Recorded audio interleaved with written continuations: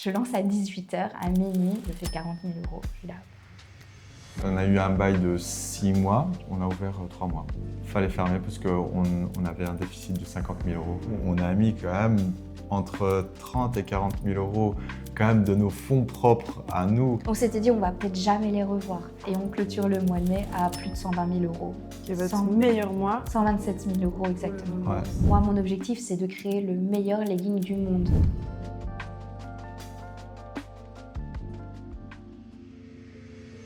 Bonjour à vous, comment est-ce que vous allez? Est-ce que vous pouvez vous présenter? Du coup, moi, c'est Nausicaa, tu l'as dit, on vient du Luxembourg, j'ai 35 ans. J'ai lancé ma marque il y a maintenant 4 ans.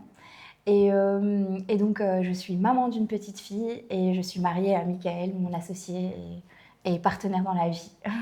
Très bien. Bon, moi c'est Michael, donc moi je suis né au Luxembourg. J'ai 33 ans, donc un peu plus jeune que Nausicaa. Ah, merci de le souligner.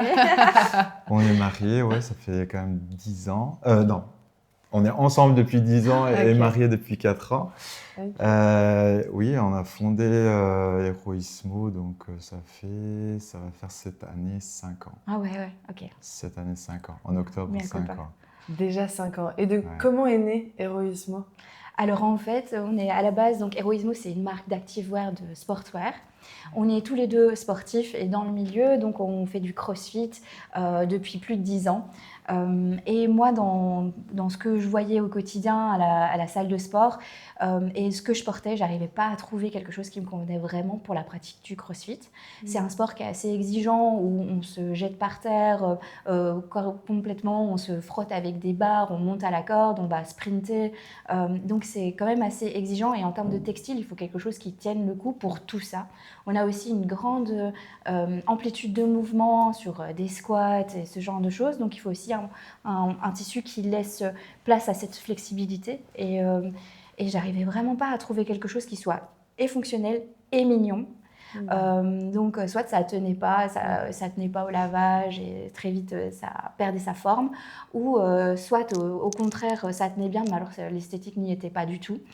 À l'époque, en plus, c'était vraiment la mode des gros logos sur les leggings, les brassières. C'était vraiment pas très, très, très esthétique. Et j'aimais bien une marque, en fait. Et c'était une marque qui se situe, c'est une marque canadienne, mais qui est très connue globalement. Je ne sais pas si je peux la citer, mais c'est Lululemon. Ouais. Et j'aimais bien leur matière. J'ai commencé à m'intéresser vraiment à ce qu'ils faisaient, les composantes. Et vraiment, je regardais. Mais par contre, acheter un Lululemon, c'est très, très cher. C'est cher. Donc, c'est plus de 120 euros le legging. Et je parle de ça 2018, 2002. Donc, c'était quand même... Et pourtant, c'était pas très connu en Europe, hein, je trouve, Lululemon. C'est vrai, mais comme le CrossFit, c'est américain, on Ouais. s'inspire beaucoup des États-Unis et c'est venu un petit peu comme ça aussi. Et donc, à chaque fois que j'achetais un legging, c'était vraiment un investissement. Et je me suis dit, mais tiens, c'est quoi le secret? C'est quoi la matière? Et on a commencé à se renseigner comme ça parce qu'on voulait se lancer dans quelque chose. On s'était toujours dit qu'on voulait lancer un projet. Et voilà, c'est comme ça qu'on a lancé Heroismo. On a commandé des prototypes. Une fois, j'ai reçu les prototypes. J'ai fait le tour de toutes mes amies avec les prototypes. On allait à des barbecues l'été. Moi, je ramenais mes sacs avec les prototypes et je les faisais essayer à mes potes et je leur demandais leur avis. Alors, qu'est-ce que tu penses? La couleur et la taille, t'aimes bien? Est-ce que je dois changer quelque chose? Quel modèle tu préfères entre ces trois-là? Et donc, au fur et à mesure, j'ai affiné et j'ai lancé, on a lancé tous les deux la marque en octobre 2021. C'est trop bien. Donc là, tu trouves une usine, tu vois un petit peu des modèles qui te font plaisir, des compos qui te parlent aussi. Tu commandes les protos, tu fais essayer aux gens, tu prends leur feedback, tu améliores les produits. Et après, qu'est-ce qui se passe? Parce que là, vous êtes au step du proto. Vous commencez à vendre directement? Alors, donc, on fait les premiers shootings, on fait déjà les premières erreurs, on met beaucoup trop cher sur le shooting, on fait faire ça par des professionnels, mais du coup, qui eux nous facturent à des coûts très très élevés. Et donc, on fait plein d'erreurs comme ça. Le shooting, on fait le shooting en extérieur, donc pas vraiment un shooting e-com blanc sur fond blanc, pas du tout. Donc plein de petites erreurs comme ça qu'on fait au début. Et puis on se dit, on va ouvrir le site, mais avant de lancer le site, on va faire un événement dans notre salle de CrossFit avec nos amis et rassembler un peu nos cercles. Comme on était dans le milieu du CrossFit et qu'on connaissait déjà plein de gens, de rameuter un maximum de gens pour le lancement. Et là, on met sur place, il y avait possibilité d'acheter, mais il n'y avait pas grand-chose non plus, il n'y avait pas toutes les tailles. Et les gens pouvaient essayer. Donc on se lance comme ça le 21 octobre.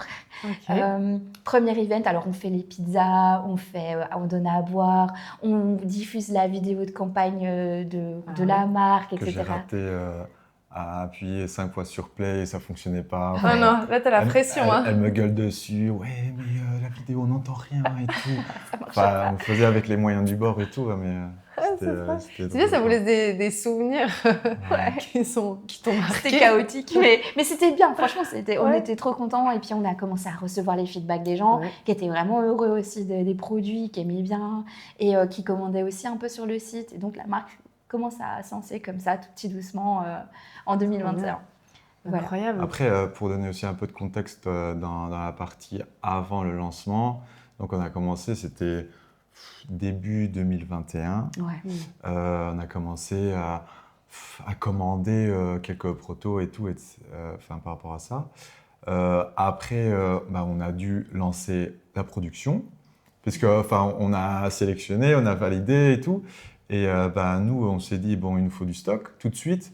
Bon, c'est peut-être pas la démarche que tu préconises dans la BWR, mais nous, on a acheté du stock. Donc, du coup, on a mis quand même entre 30 et 40 000 euros quand même de nos fonds propres à nous. Ce que je ne conseille absolument pas à quelqu'un qui se lançait. Parce que, on travaillait à l'époque et on avait une petite réserve à côté. Et on s'est dit, bon, on va tout risquer pour commencer ce projet. Donc, c'était hyper quand même stressant. C'était un gros budget pour nous quand même. Ouais, forcément, on s'était dit, on va peut-être jamais les revoir. Donc, mais on était capable de le faire dans le sens où on croyait vraiment à notre truc. On avait déjà eu quelques feedbacks positifs, etc. sur les trucs. Donc, on s'est dit, on tente le tout pour le tout.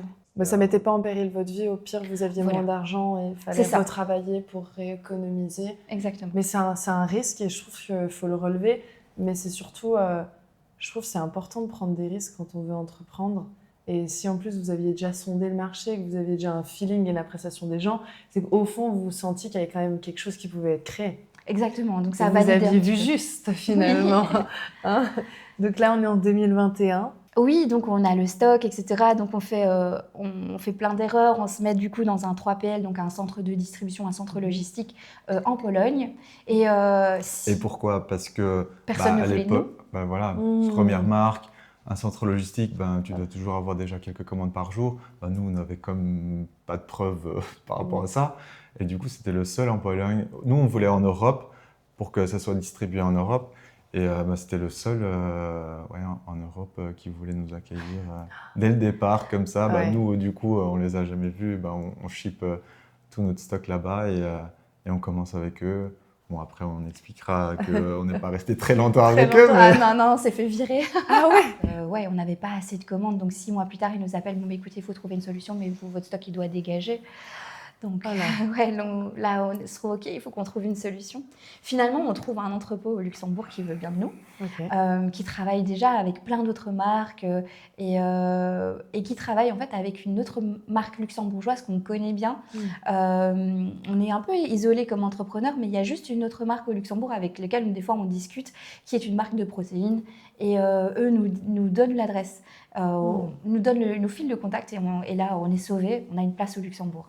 Ce qui, plus tard, va faire que ça soit super simple pour nous et va nous faciliter le process sur plein de choses. C'était quand même c'était déjà une grande étape.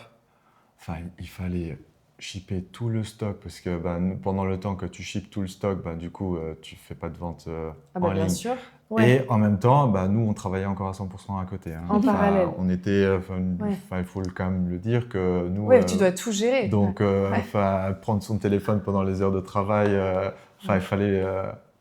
c'est de l'organisation, mais c'est bien que vous soyez donné les moyens. En plus, mon job, à l'époque, je travaillais vraiment beaucoup d'heures. D'ailleurs, plus tard, je quitte mon emploi pour ça. Beaucoup de pression, je ne me sens pas à ma place. Je sens que je suis vraiment pas alignée avec ce que je fais finalement. Il y a le Covid qui passe par là. Il y a plein de choses où je me sens pas heureuse et épanouie dans mon travail en fait. Et du coup, tout ça me pousse aussi à me dire, en fait, Héroïsmo, ça peut vraiment, vraiment décoller. Je sens qu'il y a quelque chose à faire. Et au pire, si je me plante, je peux refaire un CV et retravailler ailleurs. On a cette chance, au Luxembourg, le marché de l'emploi est quand même assez dynamique. On a fait nos études, voilà. On s'est dit, au pire, je refais un CV. Et même si c'est pour bosser dans un job moins qualifié, je le ferai sans souci. Donc voilà. Donc là, juste pour récap, donc vous mettez votre stock au Luxembourg, on est en 2021, c'est ça? Non, 2022. 2022, et là, vous lancez finalement officiellement l'ouverture du site et les ventes. Ouais. On avait déjà commencé en 2021 quand on a fait le premier événement physique et tout. Ouais. Et là, on avait fait, je pense qu'on avait fait à peine 8 000 € de chiffre d'affaires en 2021. Mais bon, c'était 2 mois en fonction. Bon, du coup, Black Friday, on a tout zappé et tout, etc. Oui, c'est le début. On lance en octobre, on n'allait pas commencer à faire des rabais. 2022, on fait 100 000 € de chiffre d'affaires. Qui passe sur le site ou aussi en physique? Juste sur le site. On n'avait pas fait d'événement, je pense, en 2022, parce qu'on travaillait encore. Donc, en fait, en 2022, je quitte mon job, fin d'année. Et donc, je me dis, OK, je mets tout sur Héroïsmo, il faut que je fasse le truc décoller pour qu'un jour, je puisse me payer un salaire, en fait. Ouais. Donc, je commence à vraiment mettre toute mon énergie dans le marketing, etc., etc. Nous, on ne faisait pas d'ads, donc on a tout fait en organique. On travaillait simplement avec des influenceurs, des ambassadeurs, des athlètes. On a cette facilité que, comme on est du milieu, on connaît les athlètes, pas personnellement, mais on sait qui contacter. Et il y a des portes et des opportunités qui s'ouvrent face à nous. Donc, on a la chance, on contacte un premier influenceur qui est... c'est une fille qui aime bien nos vêtements et qui en parle à ses copines. Et elle a une compétition de prévue. Et cette compétition, elle l'a fait avec 2 autres filles. Et elle nous propose de sponsoriser la team en envoyant des vêtements à toute la team. Ce qu'on fait. Parce qu'elle le fait en plus avec d'autres influenceuses. Okay. Et là... une autre du coup, les influenceuses qu'on sponsorise, il y en a une grosse, elle s'appelle Jessica Vetter. Elle nous a fait le tournant de la marque à ce moment-là parce que elle nous rappelle derrière pour travailler avec nous. Et elle a un gros compte Instagram. Elle est très connue dans le milieu du sport et elle nous fait décoller la marque tout doucement comme ça. Donc vraiment, c'est plein d'opportunités. C'est parce que du bouche à oreille, c'est bien, voilà, on est mis en relation. Et jamais de la vie, elle nous aurait peut-être répondu à nos messages, à nos DM auparavant, quoi. Bien sûr. Donc là, ça veut dire que vraiment, vous avez des gens qui aiment la marque, qui se voient dans la marque, qui aiment les vêtements aussi. Et ça, c'est un effet boule de neige finalement, parce qu'une personne amène une personne, ça crée aussi un univers du milieu de l'influence dans le marketing. Et donc, vous avez quand même la stratégie du marketing d'influence pendant longtemps et l'organique. Est-ce que c'est instable? Parce que vous dépendez finalement de est-ce qu'elle publie ou est-ce qu'elle publie pas. Comment est-ce que vous arrivez à organiser tout ça pour stabiliser un petit peu votre marketing, vos ventes? Alors, il faut savoir que dans notre milieu, en tout cas, ce sont des ventes qui sont quand même régulières. C'est-à-dire que les gens, en tout cas dans le CrossFit, ce sont des gens qui s'entraînent beaucoup et qui ont besoin de beaucoup de vêtements parce que ils s'entraînent du lundi au samedi, c'est 5-6 fois semaine. Donc, il faut aussi le nombre de tenues qui suivent. Et ils s'entraînent de manière constante, régulière. Ils sont vraiment assidus. C'est vraiment, je trouve, un peu la base dans le CrossFit. C'est que les gens, ils deviennent vite accros et ils continuent. Donc, ce qui fait qu'il faut quand même beaucoup de vêtements, il faut quand même beaucoup tourner. Et les vêtements, ça abîme au fur et à mesure parce que même si on a la meilleure qualité possible, le legging, il peut faire 3 ans, il peut faire 4 ans, mais comme il est beaucoup lavé et séché, etc., on a aussi envie de changement et de changer de tenue de sport. Simplement, la mode change. Et puis, il y a aussi des compétitions. Donc, les compétitions de CrossFit, on a aussi envie de se mettre sous son plus beau jour parce qu'il y a des photographes. On a envie d'être matching avec son partenaire si on fait en duo ou en équipe. Donc, c'est ça qui fait aussi que les gens rachètent en permanence. Donc, on ne dépend pas forcément d'un poste d'ambassadeur ou d'influenceur parce que les gens se passent le mot. Donc, et puis, ils achètent plusieurs fois chez nous. Donc il y a aussi une stratégie, pas que vous avez mis en place, mais de bouche à oreille où les gens finalement ils aiment, ils en parlent, ils rachètent. Nous au début, voilà, nous on faisait pas de contrat, c'était à la Ouais, je te fais confiance, voilà, tu fais des stories et tout. À un moment donné, on a quand même fait des contrats parce que bon, il fallait quand même un peu cadrer la chose. Et parce que à des moments spécifiques, on demandait quand même, mettez un peu l'accent sur ce produit, mettez l'accent, voilà, il y a le Black Friday qui arrive, mettez peut-être plus de com là-dessus. Et donc on a dû un peu s'organiser parce que je me rappelle encore au début, c'était que des messages et voilà, on faisait confiance, mais à un moment donné, avec une ou deux erreurs, on a vite compris qu'il fallait mettre des contrats. Il fallait cadrer un petit peu, exiger un nombre de stories, des trucs comme ça. Ouais. Donc là, 2021, 2022, 2023, et qu'est-ce qui se passe ensuite sur votre croissance? Comment ça se développe, Heroismo? En 2023, du coup, on a fait 280 000 euros de chiffre d'affaires. Donc quand même une croissance à plus de 150-180%. Et c'est en 2023 où voilà, elle était déjà à 100% dans la société. Moi, je travaillais encore à 100% à côté. Mais voilà, on a vu qu'il y avait quand même un potentiel toujours organique, toujours marketing d'influence, pas date. Et 2023, ouais, c'était une année où voilà, on commençait à faire quelques ventes, 10 000 euros par mois. C'est pas beaucoup encore, mais c'est quand même quelque chose. Déjà vous passez quand même de 100 000 euros de chiffre d'affaires en 2022, qui est votre première année, à plus de 280. Et là, 2024 arrive et on ouvre un pop-up store à Luxembourgville. Ouais. Et donc, moi, je travaille dans le pop-up store et en même temps, je gère le marketing, je fais tout. Donc, du pop-up store, je fais des stories, je filme du contenu, je suis dans la cabine d'essayage. Donc, des fois, il y a des clients qui rentrent. Moi, je suis dans la cabine d'essayage. Je suis là, non, c'est moi la vendeuse. Je fais juste du contenu. Donc, c'est toujours un peu bizarre. Mais c'est trop bien, multicasquette. Ah oui. Donc, on fait tout. Enfin, voilà. Donc, le pop-up store, c'est 6 mois et ça se passe vraiment bien aussi sur les 6 mois. Et du coup, on se dit, on va réitérer l'expérience, mais cette fois-ci, on part à Bruxelles.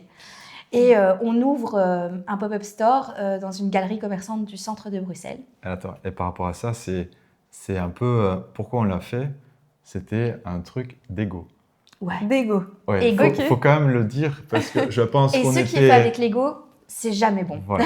Ok, faut le savoir. C'était juste pour la parenthèse, parce que je pense qu'il faut quand même le dire, parce qu'on a fait... Et quand tu dis un truc d'ego, c'est pourquoi c'était... On ouvre à Bruxelles dans un gros centre commercial, parce qu'on s'est dit, le pop-up store, ça a très bien fonctionné, voilà, viens, on commence à ouvrir des magasins.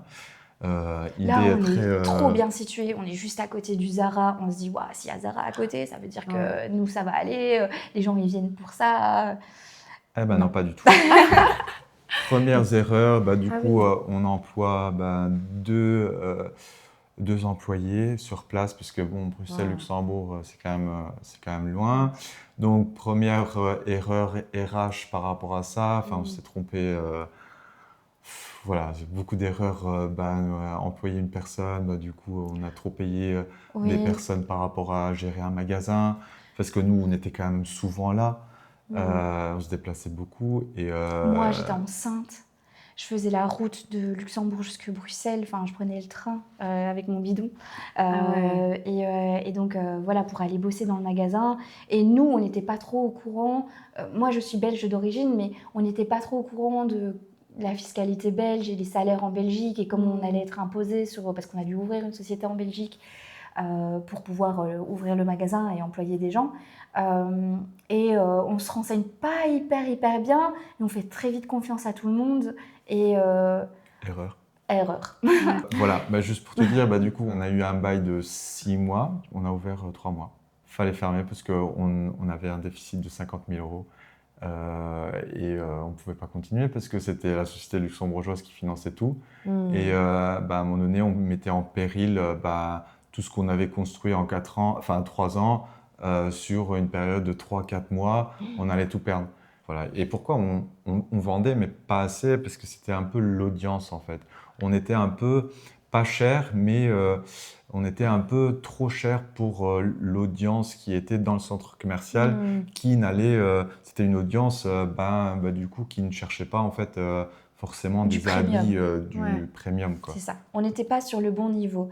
Donc voilà, c'est après, en tournant dans le centre commercial, qu'on s'est rendu compte des prix des chaussures, des articles qui étaient vendus sur place. Ah oui, Et- tu dis, je suis à côté de Zara, tu as l'impression que c'est une opportunité, mais les gens qui vont chez Zara, c'est pas vos clients. Non, finalement. donc il y a des gens qui rentraient dans le magasin et qui repartaient aussitôt parce qu'ils retournaient les étiquettes, ils voyaient qu'on était à 60 € le legging, ils disaient non mais moi je mets jamais ça pour un legging parce que je vais dans une chaîne de fitness et je vais une fois par semaine et voilà.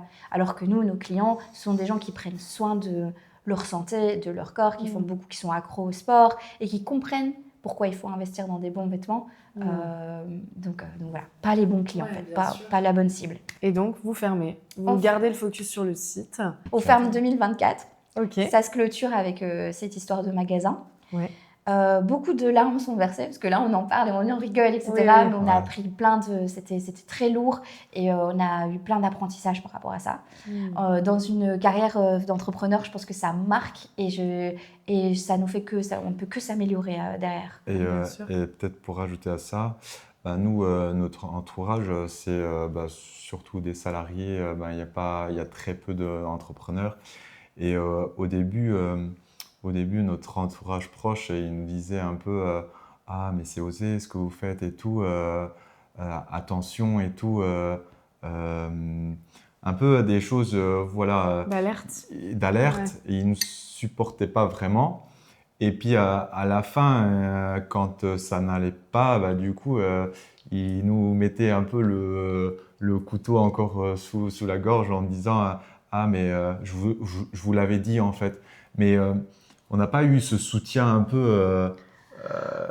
Oui, ce soutien moral. On était un peu seuls. On était un peu seuls. Mais on l'a toujours été et c'est pas pour autant qu'on ne s'est pas débrouillé. Non. Voilà. C'est pas. Vous avez cru en vous. Voilà, on a misé sur nous, c'est sûr. Et heureusement que vous étiez tous les deux peut-être à vous soutenir l'un et l'autre. Franchement, notre plus belle chose, c'est ça, c'est un peu ce. Mais le souci, c'est quand on ramène un problème à la maison, il est à la maison, il reste avec nous. Ouais. Mais ce qui est bien, c'est qu'on arrive à se soutenir l'un l'autre et ça. Et à ce moment, toi, tu es enceinte, donc tu accouches à quel moment? Février 2025, donc on ferme le magasin fin 2024 et 2025, du coup février, j'accouche. Et c'est quoi votre chiffre d'affaires en 2024? Vous clôturez votre année 500 000. 460 à peu près. On sent que Mickaël, c'est lui qui a les chiffres en main. Ouais, moi je suis plus à la grosse cuillère. Ok, mais quand même, vous passez de 280 000 à 460 000. Ah oui, donc il y a quand même une jolie croissance d'année en année. C'est pas qu'on fait rien pendant l'année 2024, mais ouais. on travaille quand même. Et voilà, moi je travaille encore à 100% à côté, donc voilà, beaucoup de sacrifices les week-ends, les soirées et tout. On compte pas vraiment. Il vient les week-ends à Bruxelles pour bosser dans le magasin, enfin vraiment. Alors que le lundi, il reprend le boulot, ça lui ça reprend, hein, donc il y a pas de pause quoi. Et là, vous entamez comment 2025? On se dit, on se concentre uniquement sur le site, on fait ce qu'on fait de mieux et on continue là-dedans. Donc voilà, moi je travaille bien sûr tout mon congé maternité, c'est pas que j'ai vraiment une pause. Bien sûr j'accouche, etc. Ça se passe super bien, mais Mickaël il est à la maternité avec son laptop. Dès que la petite elle dort, il travaille. Voilà, moi je prends un peu plus de recul par rapport à tout ça parce que faut le temps que je me soigne aussi, que je reprenne un peu mes marques. C'est quand même un événement bouleversant dans une vie. Et après, on rentre à la maison et on continue de bosser, mais c'est pas évident parce qu'on a un bébé et bien sûr, ça prend beaucoup de notre attention. Mais on continue l'année 2025 et puis on vient à ton événement à Lausanne au mois de mai.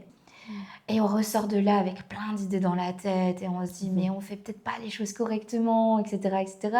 Surtout, on voit notre chiffre d'affaires de 2024 à 2025 parce qu'on avait connu cette croissance organique, mais sur 2024 et 2025, le chiffre d'affaires reste plus ou moins le même. Mais on n'a pas de pop-up store. Donc oui, on a une petite croissance sur le site, mais on sent qu'on arrive plus ou moins à la fin de tout ça et qu'il y a un plafond de verre qu'il faut qu'on brise. Et on commence à suivre ta formation. Sauf qu'on prend notre temps. Nous, on a la petite, on a le business qui tourne. Donc on regarde les vidéos, mais on est à 1-2 vidéos par jour, quoi. On ne s'est pas poussé non plus beaucoup là-dessus parce que moi, j'avais aussi cette appréhension de faire de la publicité. J'avais la sensation que moi, je devais attirer mes clients à moi, en vrai, et pas essayer d'aller toucher d'autres clientèles et d'être plus visible. Ce qui a quand même bien fonctionné. Hein, oui, c'est sûr. Ouais. Mais d'un autre côté, je me disais, ouais, mais les clients, ils doivent venir. Mais non, en fait, les clients, ils viennent pas forcément comme ça. Et on ne peut pas être connu et briser ce plafond de verre si on fait toujours la même chose. On répète les mêmes actions, on va avoir le même résultat finalement. Et donc, c'est après où je me rends compte que j'ai vraiment cette croyance limitante et que c'est moi qui me bloque pour des futilités parce que les autres grosses marques le font. Des marques que j'adore et dont les fondateurs sont très connus, sont tous sur les podcasts, genre Justine Hutto avec Respire, des grosses marques comme ça, font de la publicité. On voyait que toutes ces années en organique, on arrivait, en organique et marketing d'influence, on arrivait quand même à toucher un public.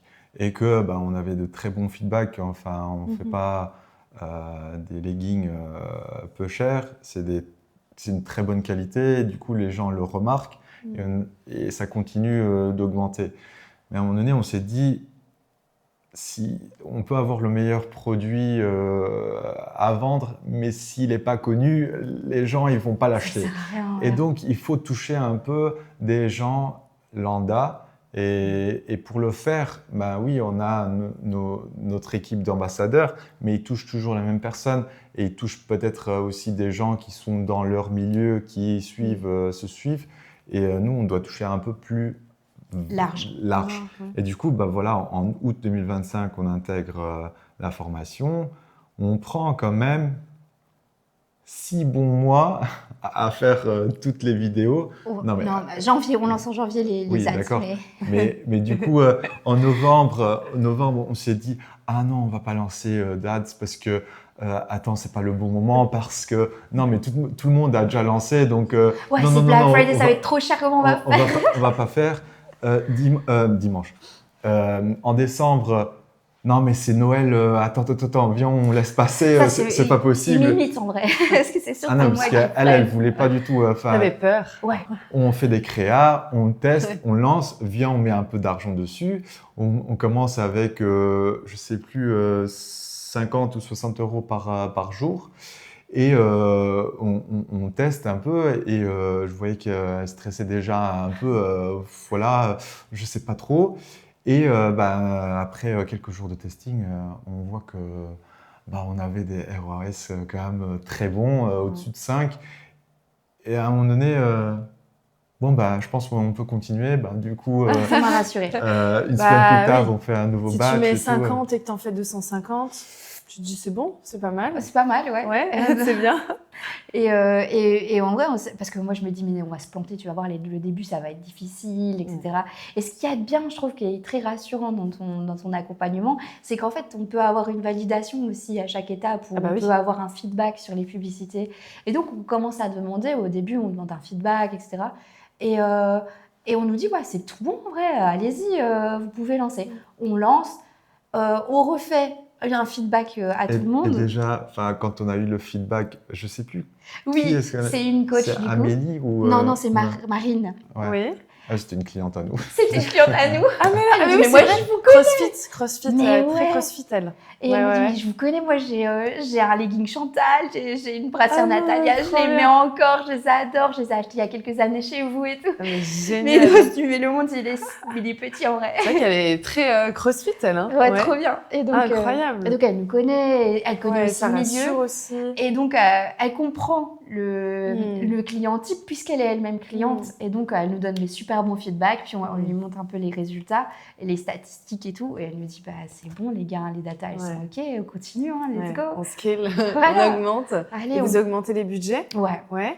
Comment ça se passe du coup? Du coup, janvier, du coup, on a commencé le 15 janvier et on voit quand même une belle accélération. On continue, on respecte un peu, tous les 3-4 jours, on augmente 1% et tout.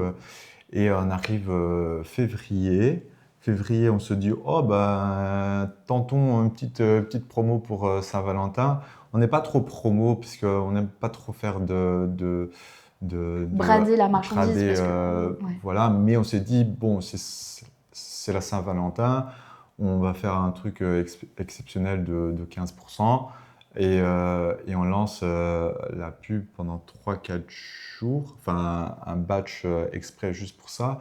Et là, les ventes, elles explosent complètement et on s'est dit, ouf, ok, février, ça va être quand même costaud. Et voilà, on continue. Février, ça passe très bien. Je ne sais plus combien on a fait. Mars aussi, on continue. Mais là, on explose tout en mars. On lance une nouvelle collection. On fait aussi une petite action sur Meta. Et on fait 86 000 € de ventes sur le mois de mars. Votre plus gros mois? C'était à ce moment-là, c'était la première fois qu'on atteignait un tel résultat. Ouais. Avant ça, sans publicité, c'était un mois de décembre, on avait fait vraiment un bon mois. Parce que mois de décembre, Noël, etc. On avait lancé une nouvelle collection, on avait lancé aussi une polaire. Donc c'est tous des produits qui sont plus chers parce que c'est plus lourd, ça prend plus de temps à faire, c'est des plus grosses pièces. Et donc les produits d'hiver sont toujours plus chers que les produits d'été où on va avoir des shorts et où on va plus avoir des petites brassières, des petits shorts, etc. Donc c'est des montants plus petits. Donc avant ça, on fait quand même un bon mois de décembre en organique à 69 000 €. Mais décembre, quoi. Donc voilà, on savait bien. Et puis il y avait le lancement. C'est propice à ça, bien sûr. Mais là, en mars, en plein milieu de l'année, enfin au tout début de l'année, comme ça, sortir un 86 000 € de chiffre d'affaires, on se dit, mais what the fuck, en fait, on est passé à côté de ça toutes nos années. Enfin, vraiment, on avait mis la chaîne à notre cheville, à notre pied nous-mêmes, alors que notre produit, il était déjà bon et on aurait pu déjà scaler avant. Et finalement... fallait peut-être juste essayer. Voilà. Et c'est ce que vous avez fait. Donc c'est un mois de mars, très beau mois de mars. Vous pétez votre score. Mais on pète tellement le score qu'en fait, on n'a plus de stock après. Donc, problème de riche. C'est cool ça. Encore une erreur de notre part. On se retrouve le mois d'avril avec très peu de stock sur les best-sellers, sur nos leggings, etc., nos pantalons straight legs. On se retrouve avec vraiment tout à zéro, sold out, etc. On continue de vendre en avril, mais on fait plein d'erreurs. C'est-à-dire que au lieu de faire des précommandes et de continuer quand même et de surfer sur la vague, on ne le fait pas. Donc on est juste sold out, les gens ils arrivent sur le site, ah bon c'est sold out, mince alors, tant pis je vais aller sur un autre site, voilà. Et puis on continue avec les publicités malgré tout, donc on garde les publicitaires hauts, on n'aurait pas dû. Et donc sur le mois d'avril, on fait un petit mois à 45 000 €. Parce que voilà, on avait bien sûr encore un petit peu de stock sur d'autres choses, mais le principal n'était plus là. Et là arrive le mois de mai. Et le mois de mai, ça y est, c'est l'été, nouvelle collection été, etc. Moi, je sais que ça va être un banger parce que j'avais déjà lancé une collection dans le même esprit l'année d'avant. Ça s'appelle Milkshake, donc c'est des couleurs pastel. C'est très été, printemps, enfin ça donne envie. Les couleurs, c'est trop... c'est appealing, comme on dit en anglais, on a envie, quoi. On a un public composé de filles, donc on fait de l'homme et de la femme, mais on est à 85%, 90% de femmes sur notre site. Et on sait que les filles, voilà, changement de saison, on a envie aussi, on n'a plus envie de mettre son legging noir, forcément, on a envie de couleur, on a envie de changement. Et voilà, donc là, on lance Milkshake début mai, mais avec la pub, etc., on explose tout sur le lancement. Et là, je fais le meilleur lancement que j'ai jamais fait. Je fais un lancement à 40 000 €. Pour moi, j'y crois pas. Franchement, je vois le truc, je me dis, mais c'est réel. En très peu de temps, en plus. 6 heures. 6 heures. Je lance à 18 h, à minuit, je fais 40 000 €. Je suis là, ok. Que se passe-t-il? D'accord, c'est incroyable. C'est incroyable. Et puis après, on reçoit donc on commence à être sold out sur les produits, forcément. Et là, on ne fait plus la même erreur. Non. On lance des précommandes parce qu'on se dit, ah non, on ne passe pas à côté du moment. C'est bête de laisser passer le momentum. Il y a tellement de gens qui nous contactent. C'est pas possible, on est le lendemain, il n'y a plus le t-shirt que j'aimais bien, etc. Genre, les gens nous écrivent et nous, on est là. Ah, désolée. En plus, ça crée du FOMO. Et on se dit, c'est toujours bien le FOMO, etc. Mais une fois que ça tourne en frustration chez nos clients, c'est plus très, très bien. Donc, nous, on avait ce problème beaucoup et nos clients étaient vraiment, des fois, devenaient un peu limite agressifs en mode « Ouais, mais il n'y a jamais de taille sur votre site, ça m'énerve, etc. » Et donc, on se dit « Non, il faut qu'on règle ça. Il faut qu'on respecte nos clients aussi. Elles ont envie d'avoir ces vêtements-là et on ne peut pas laisser des petites quantités comme ça. Donc, au fur et à mesure, bien sûr, on réinvestit dans nos stocks et on prend de plus en plus, de plus en plus, de plus en plus. Donc, ce qui amène beaucoup de stress et de pression aussi. Ouais. Mais on se dit juste… Purée, nos clientes, il faut qu'elles aient aussi la chance de pouvoir choper et c'est pas normal d'être sold out comme ça tellement vite.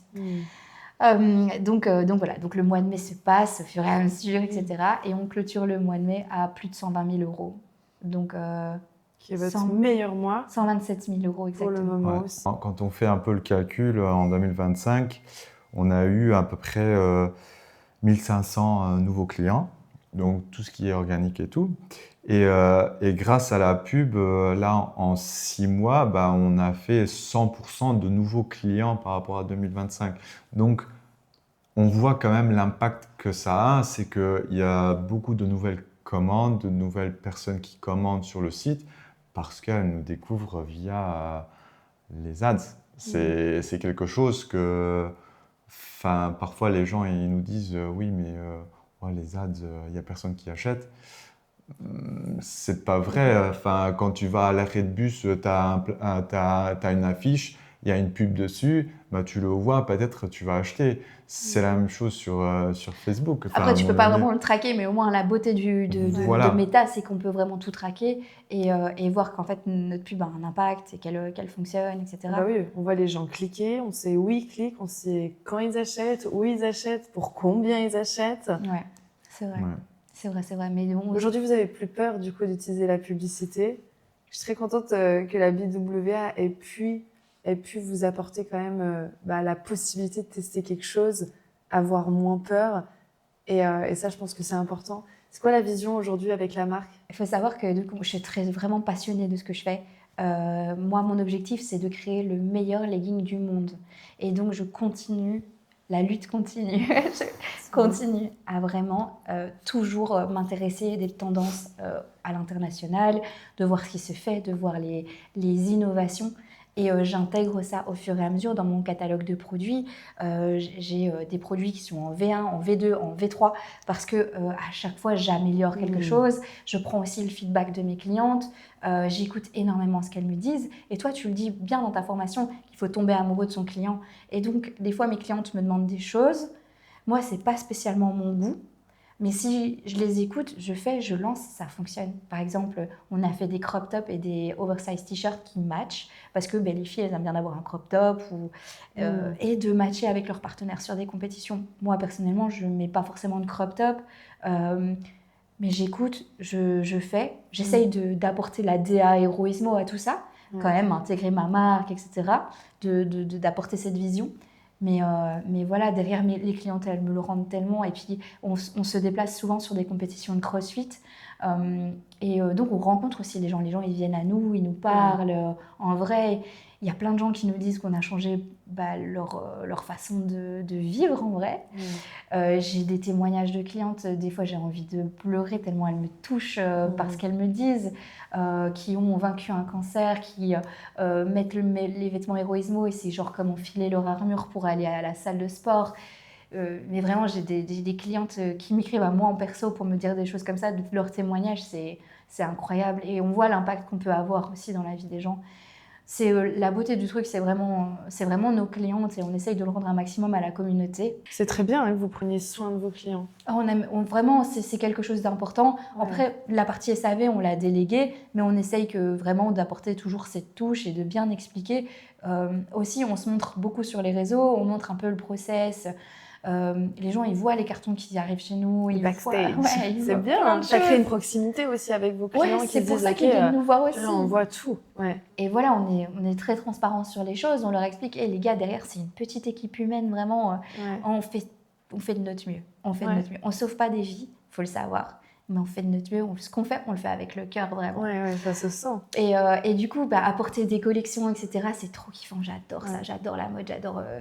J'adore les couleurs, apporter un univers à une collection. Donc, c'est vraiment ma zone de génie sur laquelle j'adore bosser. Et voilà. Et puis, un design que j'ai pondu de ma tête fasse un sold out aussi rapide. J'ai fait une brassière rainbow, je l'ai sortie comme ça. Et genre, les gens ont adoré. Ouais. Et ça me fait trop plaisir de savoir que c'est sorti d'une fin. Ouais, c'est ta créativité. C'est ça. C'est incroyable. Et qu'est-ce que toi, du coup, elle gère vraiment le côté produit, collection, aussi client. Ah, moi, je fais rien. Non, non, justement, toi, t'es de l'autre côté où tu gères les ads, tu gères ouais, moi, c'est plus l'aspect ads. structure. Je fais vraiment cette analyse là-dessus. Après, c'est plus la partie opérationnelle dans le sens où finance, donc ça, c'est plus moi. Plus la partie administrative aussi, c'est plus moi. Après, on décide des collections tout le temps ensemble. Si là, bientôt, on a un nouveau shooting à faire, il faut la DA du shooting, on le décide ensemble. Des produits, parfois, on dit, voilà, cette couleur, on ne va pas la sortir ensemble. Enfin, voilà, on décide il y a beaucoup de brainstorming. Oui, quand même. Mais ça, c'est souvent les couples qui bossent ensemble. L'homme est quand même plus dans le côté opérationnel des choses et féminin plutôt créative, produit. Mais il faut savoir qu'il est aussi quand même pas mal créatif. Okay, et du coup, je veux pas brider ça. Je veux pas lui dire non, c'est pas ton domaine. Non, je veux qu'il s'intéresse. Et du coup, par exemple, même si une cliente pose une question sur un legging, il saura exactement lui répondre sans souci. Il va pouvoir lui conseiller un legging, il va pouvoir lui donner la bonne taille, le bon modèle. Il connaît tous les modèles par cœur. Et ça, je trouve que c'est vraiment important. Ah, vous avez une vraie synergie. Je veux lui laisser ça. Aussi. Trop bien. Franchement, c'est un super projet. C'est un super développement. J'ai hâte qu'on puisse refaire peut-être une interview dans 1 an pour voir encore votre développement. Je pense que là, cette année, c'est un peu le début de quelque chose, puisque, on a travaillé pendant 4 ans, mais... J'ai l'impression d'avoir refait un restart. On a mis les bases pendant 4 ans, je pense. Le début d'une nouvelle aventure plus large. Et j'ai hâte qu'on puisse se revoir dans 1 an, peut-être au Luxembourg, ou en Suisse, comme ça je viendrai vous voir et qu'on puisse parler de encore ce développement. Aujourd'hui, pour les personnes qui nous écoutent, si vous deviez recommander quelque chose, parce que peut-être les gens ils ont peur de se lancer, de créer quelque chose, ou peut-être qu'ils étaient au même stade que vous, c'est des gens qui ont déjà des marques, des produits, qu'est-ce que vous pourriez recommander ? De ne pas avoir peur d'échouer. Je pense que ça, c'est vraiment le plus important. Parce qu'en vrai, c'est ça qui nous forge. Et il faut juste, c'est normal d'essayer. Il faut déjà essayer et puis ne pas avoir peur d'échouer parce qu'au fur et à mesure, on va prendre du niveau. Et c'est un peu comme un jeu vidéo. C'est-à-dire qu'il y a le premier niveau, on le débloque. Deuxième niveau, on débloque. Mais le monstre, à la fin, il est toujours plus gros à tuer. Et c'est pas parce qu'on passe les niveaux que c'est plus facile. Donc, ça permet de nous forger, nous, et d'avoir notre propre armure pour tuer le monstre à la fin. Et au fur et à mesure des niveaux, le doute, les peurs, elles sont encore plus grandes. Mais on a un mindset différent. Donc, investissez en vous. Parce que c'est vous le centre de votre entreprise, de votre future entreprise finalement. C'est vous, c'est pas forcément votre produit. Alors oui, bien sûr, il faut un bon produit, etc. Mais vous, en tant que personne, c'est vous qui fera le succès de votre entreprise. Personne ne viendra pour vous sauver de toute façon. Donc, investissez toujours sur vous-même. Ne faites pas les erreurs de tout de suite déléguer une partie sans savoir la faire, par exemple. Apprenez aussi. Je pense qu'après, au fur et à mesure, bien sûr, il y a des technicités. Il va falloir peut-être à un moment un avocat ou quelque chose. Et donc ça, bien sûr, il ne faut pas faire 50 droits pour pouvoir prendre la place d'un avocat. C'est pas ça que je veux dire. Mais en tout cas, de toujours s'intéresser et se former. Pas avoir peur d'échouer. Ça fait vraiment partie du processus. En fait, un winner, c'est juste un loser qui a essayé une fois de plus. Voilà. J'aime beaucoup. Non, c'est vrai que je suis d'accord qu'il faut se former tout le temps. Après, trop se former sans passer à l'action, c'est pas bien non plus. Parce que, c'est bien de suivre la théorie, mais il faut aussi passer à l'action parce que sinon, c'est aussi le passage à l'action. Ce qui est cool aussi dans ta formation, c'est que on passe à l'action, mais on a ce recul de parler avec les coachs, d'avoir un peu ce feedback, de continuer. Et voilà, enfin, comme dans notre parcours, on fait de l'action, on échoue, on se plante complètement, mais on reprend. Et je pense que c'est un peu l'expérience qu'on peut avoir dans une vie. Et puis après, voilà, il n'y a rien sans rien. Enfin, au final, les gens, parfois, ils pensent que voilà, on fait tel chiffre d'affaires et ça vient en travaillant 1 heure par jour. C'est pas vraiment ça au début, peut-être plus tard, oui, quand tout est délégué par la suite, mais vraiment, il n'y a rien sans rien. Nous, on a fait quand même de gros sacrifices derrière. Voilà, on a sorti de notre argent aussi pour mettre sur la table. On prend des risques et parfois, on échoue, parfois, on peut sortir gagnant. Mais voilà, il n'y a rien sans rien dans la vie, quoi. Il n'y a pas de chemin vraiment tout droit en vrai, et c'est ça que je pense qu'il veut dire aussi, c'est que c'est sinueux, c'est plein de détours parfois, mais il faut savoir prendre les risques et voilà. Le meilleur conseil, c'est n'ayez pas peur d'échouer, au pire vous vous cassez la gueule, mais le pire n'est pas si pire. C'est ça. Franchement, bravo. Bravo pour votre parcours, pour les risques que vous avez pris, pour les erreurs que vous avez faites, les réussites. C'est fou parce qu'on en parle, mais genre des fois on réalise même pas. Il faut conscientiser, ça c'est hyper important je trouve dans le parcours d'un entrepreneur ou dans ce qu'on crée, c'est de conscientiser tout ce qu'on fait. Et vous osez à chaque fois sortir de vos zones de confort. Donc vraiment bravo. Et merci aussi d'être venu partager toute votre histoire, tout ce que vous avez pu tester, essayer. Merci beaucoup. C'est rien, franchement, c'était un plaisir de te rencontrer. Et dans une année pour cette topo de croissance. On espère, en tout cas, on travaille pour. Trop bien. Les amis, j'espère que cette interview, elle vous aura plu, que vous avez aimé écouter et que vous avez pris note aussi de tout ce qu'ils ont pu faire, créer et partager. Si tu as aussi envie de créer ta marque, juste en bas, tu as un lien, tu vas pouvoir voir, je te montre mon processus et dont le processus aussi de la publicité, de comment est-ce que tu peux créer une marque. Et à la fin de la vidéo, tu pourras réserver un appel. Ce sera l'occasion de parler de toi, de tes objectifs, de ce que tu as envie de créer, ce que tu as envie de développer. Et donc, tu as la vidéo juste en dessous et je te dis à tout de suite de l'autre côté.